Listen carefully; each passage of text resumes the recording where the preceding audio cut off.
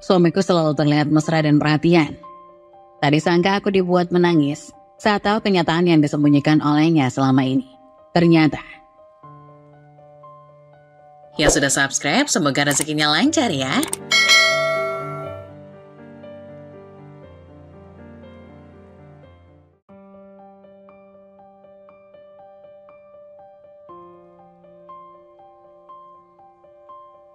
Suatu hari seperti biasa, Yuli sedang sibuk menyiapkan sarapan di dapur.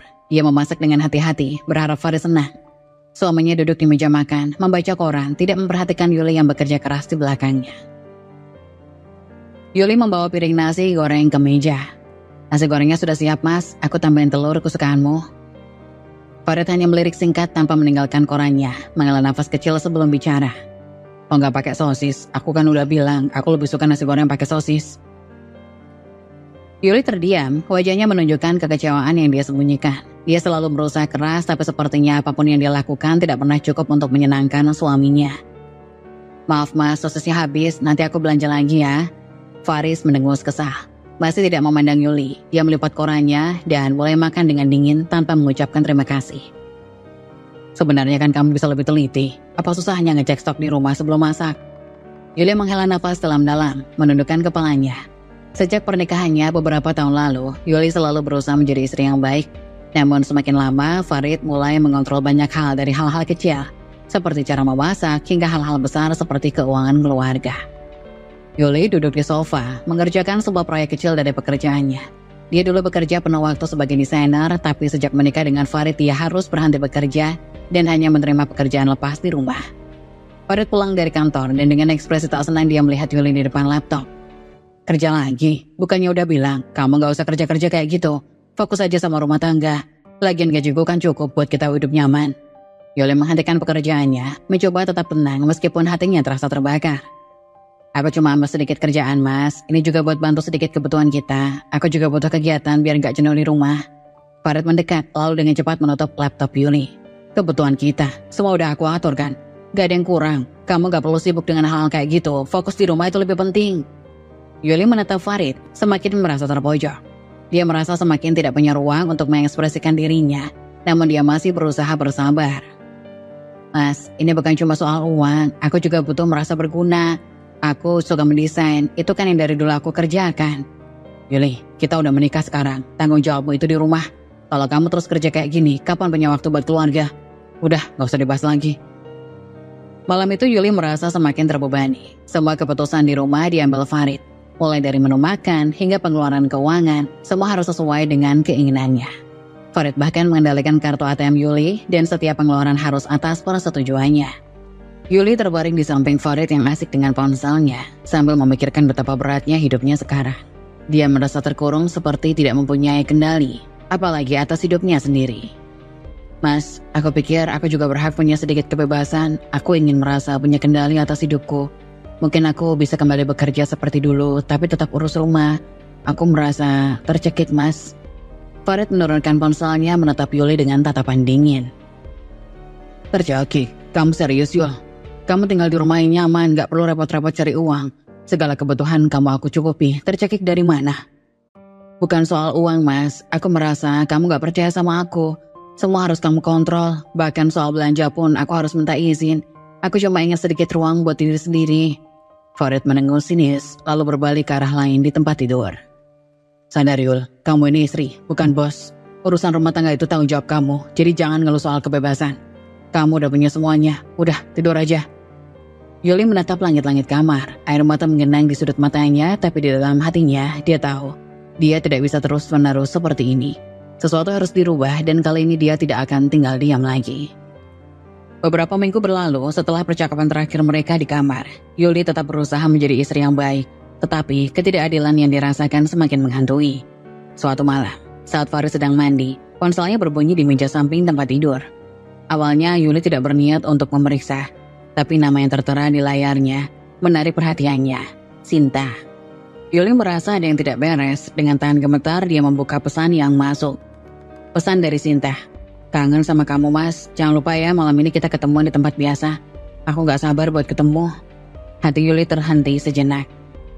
Kata-kata itu menghantamnya seperti petir di siang bolong. Dia merasa hancur, tapi bersamaan dengan itu ada kemarahan yang perlahan-lahan bangkit dalam dirinya. Selama ini dia telah menanggung semua perlakuan Farid, tapi kali ini pengkhianatan itu terlalu jauh. Farid keluar dari kamar mandi melihat Yuli memegang ponselnya. "Ngapain kamu pegang-pegang ponselku? Itu privasi, Yul." Yuli berdiri menatapnya dengan tatapan yang tidak pernah ditunjukkan sebelumnya, penuh dengan campuran kekecewaan dan kemarahan. "Jadi ini alasan kenapa kamu selalu dingin dan mengendalikan aku. Kamu selingkuh, Farid. Berapa lama kamu sudah menipu aku?" Farid terdiam sejenak, lalu mencoba menguasai situasi dengan mengalihkan pembicaraan. "Jangan dramatis, Yul. Kamu gak paham situasinya. Hubungan kita sudah gak berjalan baik. Makanya aku butuh sesuatu yang berbeda. Jadi, setelah semua yang aku lakukan untuk kita, untuk rumah ini, kamu membalasnya dengan ini. Bukannya kita bisa bicara, tapi kamu malah menghancurkan aku dari belakang." Farid melengos, berusaha tetap tenang meskipun dia merasa terpojok. "Yul, jangan bertingkah. Hubungan kayak gini gak sempurna. Kamu sendiri selalu sibuk ngurus hal-hal gak penting di rumah ini. Aku butuh perhatian yang lebih, yang gak bisa kamu kasih." Yuli merasa kemarahannya semakin mendidih. Tetapi dia tahu bahwa amarah tidak akan mengubah apapun. Bukannya meledak, dia malah memilih untuk mengendalikan perasaannya. Dan dalam dirinya dia sadar, ini adalah momen untuk berubah. "Aku sudah cukup lama tertindas, Farid. Aku sudah cukup lama membiarkan kamu mengontrol hidupku. Tapi itu berakhir sekarang. Kamu gak bisa memperlakukan aku seperti ini lagi." Setelah konfrontasi malam itu, Yuli tidak langsung mengambil keputusan drastis. Sebaliknya, dia mulai menyusun rencana secara diam-diam. Dia sadar bahwa menghadapi Farid secara frontal akan percuma. Dia harus cerdik bermain dengan cara yang lebih strategis. Yuli mulai mengumpulkan bukti perselingkuhan Farid. Setiap pesan, setiap panggilan telepon, semuanya dia simpan tanpa sepengetahuan suaminya. Dia juga diam-diam mengurus keuangannya. Selama ini Farid selalu memegang kendali penuh atas kartu ATM dan tabungan mereka.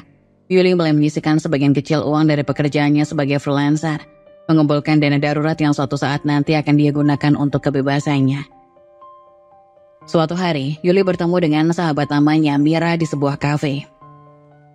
Mira tahu ada yang tidak beres dengan Yuli, meskipun Yuli tidak pernah menceritakannya sepenuh apa yang dia alami. "Kamu terlihat lebih lelah akhir-akhir ini, Yul. Ada apa? Kamu bisa cerita sama aku?" Yuli menghela nafas panjang dan memutuskan untuk membuka diri. Dia menceritakan tentang perselingkuhan Farid, tentang kontrol berlebihan yang selama ini dia rasakan, dan tentang bagaimana dia mulai merasa kehilangan dirinya sendiri. "Ya Tuhan, Yul, kenapa kamu gak bilang dari dulu? Kamu gak bisa dibiarkan begini terus." "Aku tahu, Mir, tapi aku gak bisa bertindak dengan gegabah. Aku punya rencana. Farid mungkin berpikir aku ini lemah, tapi dia salah besar. Aku akan melawan, tapi dengan caraku sendiri. Kamu lebih kuat dari yang aku kira, Yul. Kalau kamu butuh apapun, aku di sini buat kamu." Yuli merasa mendapat dukungan moral dari sahabatnya itu. Untuk pertama kalinya dalam waktu yang lama, dia merasa tidak sendirian dalam pertempuran ini. Malam itu Farid pulang lebih larut dari biasanya. Yuli tahu dia baru saja bertemu dengan Sinta. Tapi kali ini Yuli tidak lagi merasa terpuruk atau tidak berdaya. Dia duduk di ruang tamu dengan tenang, menunggu Farid pulang. Ketika Farid masuk, Yuli sudah siap. "Kamu dari mana, Mas?" Farid merasa terganggu dengan pertanyaan itu, mencoba mengelak. "Urusan kerja, kenapa? Ada yang salah?" Yuli berdiri, meletakkan amplop di meja. Di dalamnya ada bukti perselingkuhan Farid yang selama ini dia kumpulkan. Foto, tangkapan layar pesan, dan rekaman percakapan telepon. "Kerja, apa ini yang kamu sebut kerja? Ini bukti semuanya, Farid, kamu gak bisa mengelak lagi."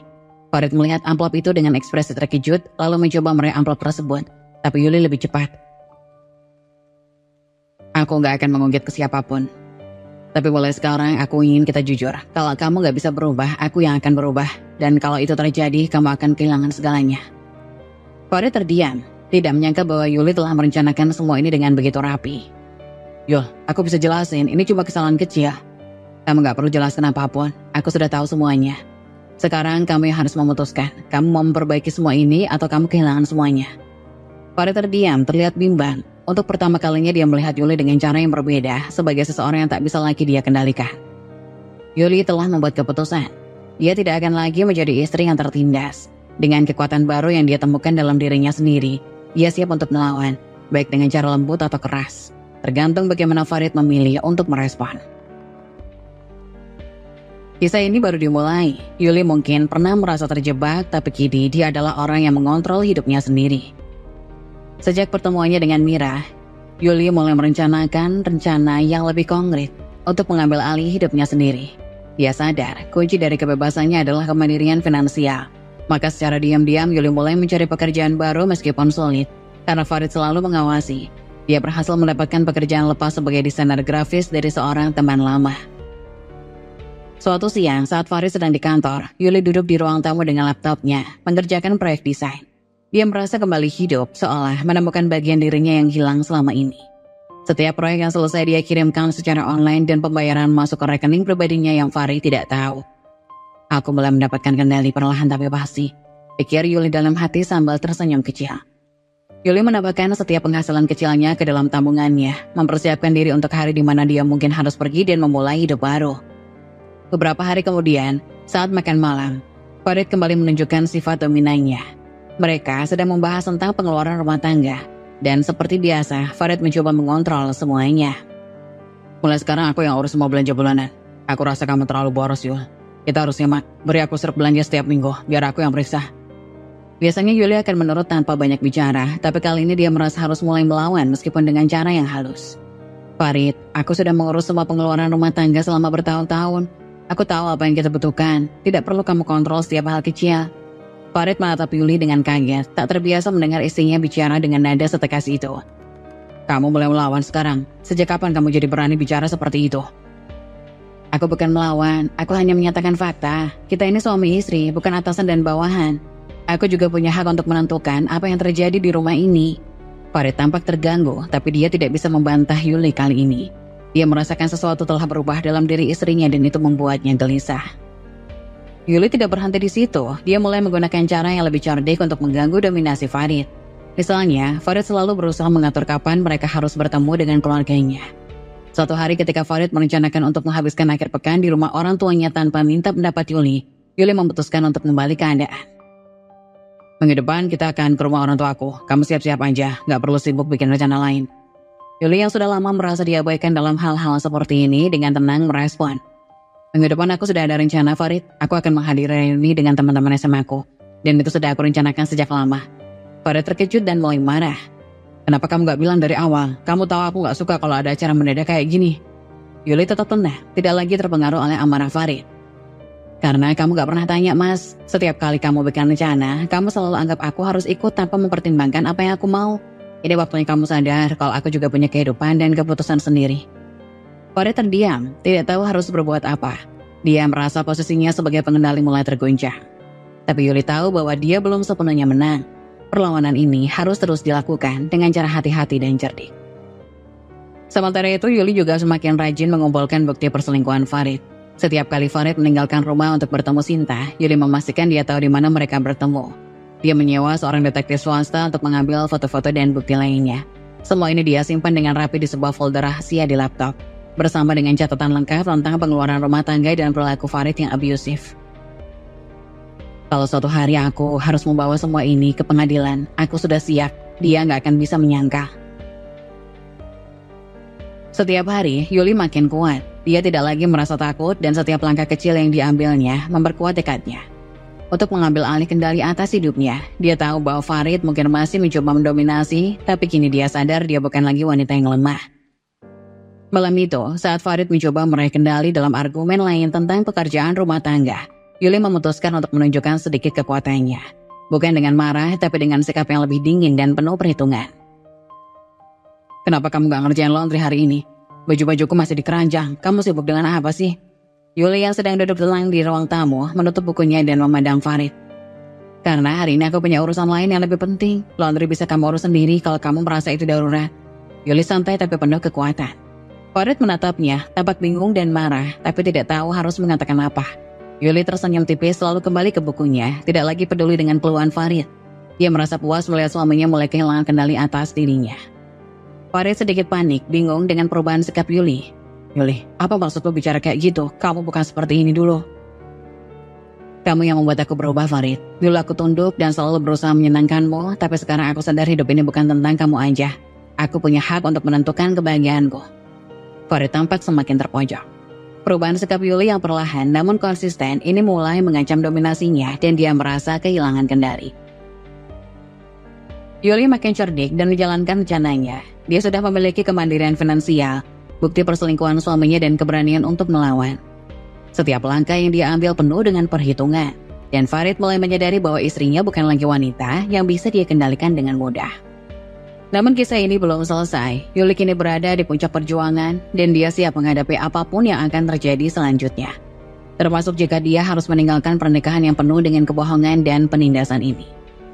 Beberapa bulan telah berlalu sejak Yuli mulai diam-diam mempersiapkan balasan strategi. Dia mengumpulkan bukti perselingkuhan Farid, mencatat semua perilaku kasar dan kontrol berlebih suaminya, serta menyiapkan langkah hukum jika keadaan makin parah. Yuli tidak lagi takut-takut, sebaliknya, dia menanti saat di mana kebenaran terungkap sepenuhnya. Malam itu Farid pulang ke rumah dengan wajah puas, mengira bahwa segalanya masih dalam kendali. Namun Yuli sudah merencanakan malam ini dengan matang. Dia sudah menghubungi seorang pengacara dan mendapatkan dukungan hukum untuk melindungi dirinya. Saat Farid masuk, Yuli duduk di ruang tamu dengan laptop di depannya. Di layar ada rekaman telepon Farid dengan Sinta, lengkap dengan bukti-bukti perselingkuhan yang Yuli kumpulkan selama berbulan-bulan. Farid berjalan masuk, tidak menyadari apa yang akan terjadi. "Aku pulang, ada makan malam siap, Yul." Yuli menatap suaminya dengan tatapan yang tak lagi lemah. Dia tenang, tapi di balik ketenangannya ada kemarahan yang membara. "Kita harus bicara, Farid." Farid melihat ekspresi Yuli yang tidak sama seperti biasanya. Dia mendekat dengan sedikit rasa waspada. "Ada apa lagi? Kamu lagi marah? Gara-gara hal-hal kecil?" Yuli membuka rekaman di laptop. Suara percakapan Farid dengan Sinta terdengar jelas di ruang itu. "Aku gak sabar ketemu kamu lagi, Mas. Kapan kamu bisa ninggalin istri kamu buat kita?" ujar Sinta dari rekaman. Farid membeku di tempat, wajahnya berubah pucat pasi. Selama ini dia merasa aman, berpikir bahwa Yuli terlalu lemah dan tidak mungkin menemukan bukti. Tapi kini, semua rahasia ini terungkap di depan mata. "Yuli, aku bisa jelaskan." "Apa yang kamu jelaskan? Semua sudah ada di sini. Setiap pesan, setiap telepon, bahkan foto-foto kalian berdua. Kamu pikir aku gak tahu?" Yuli tenang tapi penuh kekuatan. Farid mulai panik. Dia mencoba mendekati Yuli, tapi Yuli berdiri dan menatapnya tajam. "Yul, dengar, ini cuma salah paham." "Salah paham? Farid, ini bukan soal 1 atau 2 kali. Kamu sudah mengkhianati aku berkali-kali dan kamu pikir aku akan tetap diam." Farid mulai kehilangan kendalinya. Dia terpojok dan tidak tahu harus berbuat apa. Tapi dia tetap mencoba menyelamatkan situasi dengan memutar balikan fakta. "Kamu gak bisa berbuat begini, Yul. Kamu itu cuma istri yang gak pernah puas. Selama ini aku yang menafkahi kamu, memberikan segalanya. Kamu gak akan bisa hidup tanpa aku." Yuli tersenyum tipis. Kali ini bukan senyum kelembutan, melainkan senyum kemenangan. "Kamu salah besar, Farid. Aku sudah cukup lama mempersiapkan diri. Aku punya pekerjaan, aku punya uang, dan aku punya hak penuh atas hidupku sendiri. Kalau kamu pikir aku tidak bisa hidup tanpa kamu, mungkin kamu yang harus belajar hidup tanpa aku," ujarnya lembut tapi penuh kekuatan. Farid mulai terlihat panik. Dia tidak menyangka bahwa Yuli sudah sejauh ini mempersiapkannya. Dia pikir Yuli akan tetap menjadi istri yang tunduk. Tapi dia sekarang melihat bahwa istrinya sudah berubah sepenuhnya. Yuli mengambil beberapa lembar dokumen dari meja dan menaruhnya di depan Farid. "Inilah rencana balasanku, Farid. Aku sudah berbicara dengan pengacara. Ini adalah surat perceraian. Aku juga punya bukti lengkap untuk membawa kasus ini ke pengadilan, termasuk hak asuh anak dan harta bersama. Kalau kamu tidak ingin reputasimu hancur, aku sarankan kamu menerima ini dengan baik," ujar Yuli sambil menyerahkan dokumen-dokumen. Farid menatap dokumen-dokumen itu dengan tatapan terkejut dan marah. Selama ini, dia berpikir Yuli akan selamanya bergantung padanya. Tapi kini dia sadar bahwa istrinya telah merencanakan segalanya dengan matang. Dan dia yang kini berada di posisi lemah. "Ini gak adil, Yuli. Kita bisa bicarakan ini baik-baik. Kamu gak perlu menyeret aku ke pengadilan." "Kamu yang gak pernah adil, Farid. Kamu sudah menghancurkan pernikahan kita dengan kebohongan dan perselingkuhan. Aku sudah memberimu banyak kesempatan, tapi kamu terus menyakiti aku sekarang. Giliran aku untuk melindungi diriku dan masa depanku." Farid duduk di kursi, tak berdaya. Semua yang dia anggap aman kini runtuh. Yuli yang selama ini dianggapnya lemah telah mengambil kendali penuh. "Aku gak ingin menghancurkan kamu, Farid. Aku hanya ingin keadilan. Tapi kalau kamu terus melawan, aku tidak akan ragu untuk menghancurkanmu. Dan ingat, aku punya semua bukti." Beberapa minggu kemudian, pertempuran di pengadilan dimulai. Yuli dengan tenang hadapi Farid di ruang sidang. Pengacaranya sudah siap dengan semua bukti yang diperlukan, termasuk rekaman perselingkuhan Farid, catatan kekerasan verbal, serta penguasaan penuh Farid atas keuangan keluarga selama bertahun-tahun. Hakim mendengarkan dengan serius dan Farid yang dulu begitu sombong kini hanya bisa terdiam. Reputasinya hancur di depan umum. Dalam sidang tersebut, Yuli menunjukkan bukti bahwa Farid bukan hanya berselingkuh, tapi juga mencoba mengendalikan seluruh aspek hidupnya, termasuk keuangan dan kebebasan pribadinya. Yang mulia, bukti yang kami ajukan menunjukkan bahwa Tuan Farid telah melakukan penyelewengan dalam pernikahan ini secara berulang kali, baik secara emosional maupun finansial. Kami meminta hak asuh penuh untuk Nyonya Yuli, serta pembagian harta yang adil, ujar pengacaranya. Farid yang selama ini merasa tidak tersentuh, hanya bisa melihat runtuhnya dunia yang dia bangun. Dia sadar bahwa dia telah kalah dari istrinya yang dulu dia remehkan. Berdasarkan bukti-bukti yang diajukan, pengadilan ini memutuskan untuk memberikan hak asuh anak kepada Nyonya Yuli, serta membagi harta bersama sesuai hukum. Sidang ditutup. Farid terdiam. Dia tidak bisa berkata-kata. Dia menyadari bahwa Yuli sudah memenangkan segalanya, dan tidak ada yang bisa dia lakukan untuk memperbaikinya. Setelah persidangan, Yuli keluar dari ruang sidang dengan perasaan lega. Untuk pertama kalinya dalam waktu yang lama, dia merasa bebas. Dia telah memenangkan pertempurannya dengan cerdik, tanpa meledak-ledak, tapi dengan ketenangan dan kecerdikan. Di luar ruang sidang, Mira sahabatnya menunggu dengan senyum lebar. "Kamu luar biasa, Yul. Kamu berhasil." Yuli tersenyum merasakan kemenangan yang sesungguhnya. Bukan hanya karena dia memenangkan sidang, tapi karena dia berhasil mengambil kembali kendali atas hidupnya. "Ini baru permulaan, Mir. Aku sekarang tahu bahwa aku bisa hidup tanpa dia, dan aku akan membangun hidup yang lebih baik." Mira merangkulnya, memberikan dukungan penuh. Yuli menatap ke depan, memikirkan masa depannya yang kini ada dalam kendalinya sepenuhnya. Setelah sidang perceraian yang menghancurkan hidupnya, Farid mulai merasakan kesunyian dan kehampaan yang perlahan melingkupinya. Dulu ia merasa kuat, tak tergoyahkan dengan keyakinan bahwa Yuli akan selalu ada, tak peduli apapun yang ia lakukan. Tapi sekarang, semuanya hilang, istrinya, rumah tangganya, bahkan reputasinya. Suatu malam Farid duduk di ruang tamu yang kosong. Bayang-bayang rumah yang dulu penuh tawa dan kehangatan kini terasa dingin dan asing. Ia menatap cermin, melihat bayangan yang tampak hancur. "Kenapa aku begitu bodoh? Kenapa aku hancurkan hidupku sendiri, Yuli?" Air mata mulai mengalir di pipinya. Dia merasakan penyesalan yang mendalam. Rasa bersalah yang tak tertahankan. Dia teringat pada hari-hari indah bersama Yuli. Senyumannya, ketulusannya, bagaimana dia selalu berusaha menjadi istri yang baik meski Farid terus-menerus menyakiti hatinya. Dengan tangan gemetar, Farid meraih teleponnya dan tanpa pikir panjang dia menelpon Yuli. Dia berharap mungkin masih ada kesempatan untuk memperbaiki segalanya, meski di dalam hatinya dia tahu sudah terlambat. Yuli menerima telepon dari Farid setelah beberapa detik ragu. Di ujung telepon terdengar suara Farid yang bergetar. "Yul, kita bisa bicara. Aku butuh bicara sama kamu, tolong." Yuli menghela nafas. Dia tahu ini akan datang saat dimana Farid menyesali segalanya. Tapi Yuli tidak lagi merasa belas kasihan. Dia telah melalui terlalu banyak rasa sakit dan penghinaan untuk merasakan simpati pada pria yang telah mengkhianatinya berkali-kali. "Apa yang kamu mau, Farid? Kita sudah selesai. Aku sudah bilang semuanya di pengadilan." Farid terisak. "Tolong Yul, aku salah. Aku gak bisa hidup tanpa kamu. Aku gak tahu apa yang aku pikirkan waktu itu. Sinta, dia gak berarti apa-apa. Semua ini kesalahanku. Tolong beri aku kesempatan kedua. Aku mohon, Yul." Yuli mendengarkan tanpa sedikit pun getaran di hatinya. Ia memejamkan mata, membiarkan rasa sakit masa lalu mengalir melalui dirinya, tapi tetap teguh dalam pendirian. "Farid, kamu sudah punya semua kesempatan di dunia. Kamu menghancurkan semuanya. Bukan hanya sekali tapi berkali-kali. Kamu pikir permintaan maaf ini akan menghapus semua itu?" Farid terdiam di ujung telepon. Suaranya mulai pecah karena isak tangis. "Aku tahu aku salah, Yul. Aku gak pantas. Tapi aku gak bisa. Aku gak bisa hidup tanpa kamu. Kamu satu-satunya yang selalu ada untukku." "Kamu yang memilih untuk menghancurkan aku, Farid. Kamu yang berpikir aku akan selalu ada, selalu bisa kamu kendalikan. Kamu salah besar. Aku sudah selesai menjadi wanita yang kamu remehkan." Farid mulai menangis lebih keras, tak lagi bisa menahan emosinya.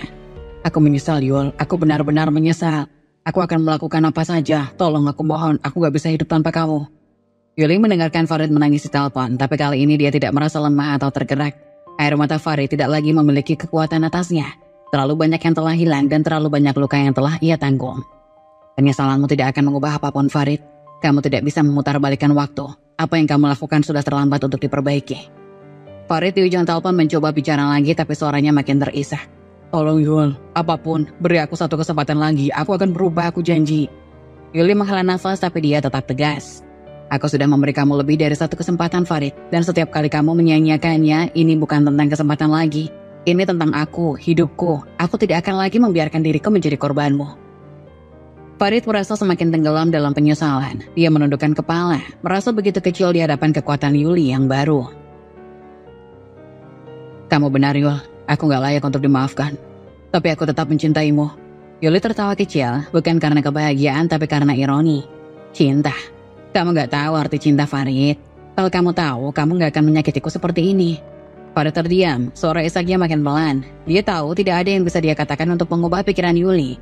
Yuli kini terlalu kuat, terlalu mandiri untuk kembali ke pelukannya yang penuh dusta. Yuli menatap jauh ke depan, merasa bebannya sudah terangkat. Air mata Farid tidak lagi memiliki kuasa atasnya. Dia bukan lagi wanita yang akan terjebak dalam lingkaran manipulasi dan penghinaan. Ini adalah akhir, Farid. Kamu boleh menyesal seumur hidupmu, tapi aku sudah selesai denganmu. Aku tidak punya belas kasihan untuk pria seperti kamu. Farid ingin bicara lagi, tapi Yuli memutuskan telepon sebelum dia bisa berkata lebih banyak.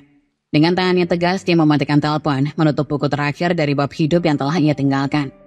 Yuli menghela nafas panjang dan lega. Tidak ada lagi rasa sakit, tidak ada lagi rasa penyesalan.